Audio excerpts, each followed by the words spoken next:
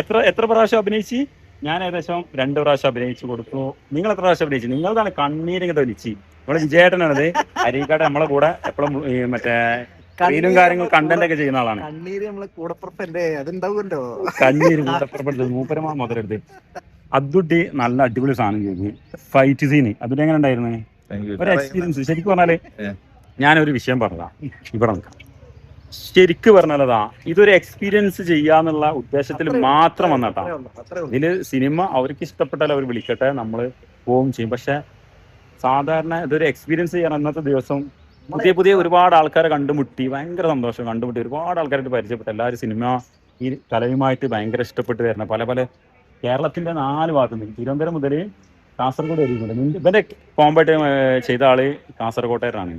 അതേപോലെ നിങ്ങൾ കോമ്പാരാണ് അതേ താനൂര് താന്നൂര്, നമ്മളെ നാട്ടുകാരനാണ്. എന്റെ കോമ്പാര് തൃശ്ശൂരിലുള്ള ഒരു പുള്ളിയായിരുന്നു കേട്ടോ.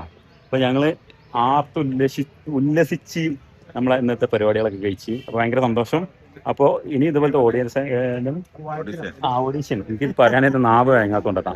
ഈ ഓഡീഷനൊക്കെ ഇതുപോലത്തെ പങ്കെടുക്കാൻ ഒരാഗ്രഹമുണ്ട്. കിട്ടണം വെച്ചിട്ടല്ല, ഇതൊരു രസം. എക്സ്പീരിയൻസ് ഭയങ്കര രസമാണ്. കാരണം നമ്മൾ ചിന്തിക്കുന്ന ലോകമല്ല ഇത്. നമ്മൾ റീലിൽ കാണുന്ന ലോകം ഷോർട്ട് ഫിലിമോ ലോകമല്ല. ഇത് മലയാള സിനിമ ലോകം. ഇത് മലയാള സിനിമന്റെ ഒരു ലോകമാണ്. അപ്പൊ ഇനി ബാക്കി വിശേഷങ്ങൾ പിന്നെ പറയല്ല. ബാക്കി വിശേഷങ്ങൾ